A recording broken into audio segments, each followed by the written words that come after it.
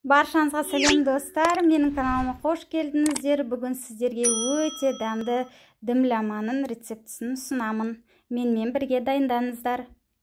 Ол үшін табамызға сұйық май құйып, қыздырып алғаннан кейін етімізді салып 10-15 минут жақсылап қуырамыз.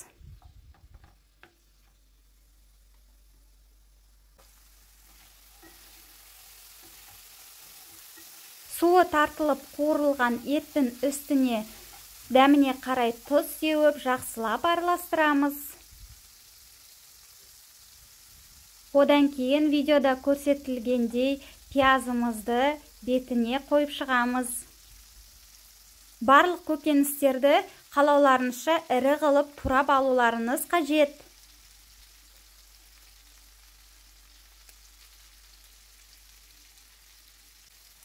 Одан кейін бетіне сәбізді қойып шығамыз. Дәміне қарай тұз, қара бұрыш себуді ұмытпаймыз.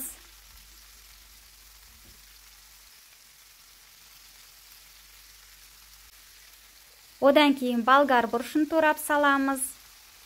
Оның үстіне баклажанды қойып шығамыз. Сіздер қалауларыңызша ұнаған көкөністерді қоссаңыздар болады.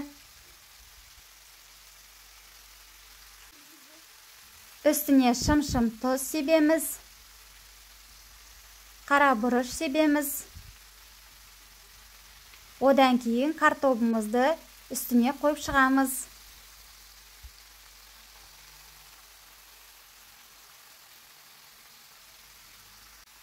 Одан кейін сарымсақты саламыз.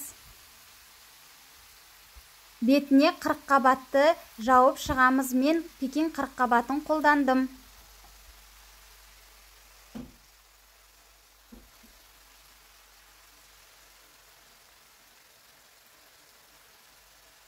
Енді тұздығын дайындап аламыз. Ол үшін ыдысымызға томат пастасын салып, шым-шым тұз сеуіп, қайнаған ыстық суды құйып, жақсылап араластырамыз.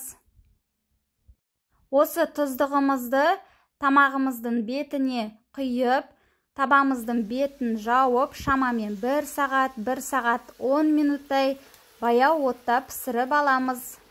Осымен біздің дәмді тез дайындалатын тағамымыз дайын. Міндетті түрде жасап көріңіздер. Сіздерге ұнайтынына сенімдімін. Сіздермен болған Жібек, назарларыңызға рахмет. Қош сау болыңыздар.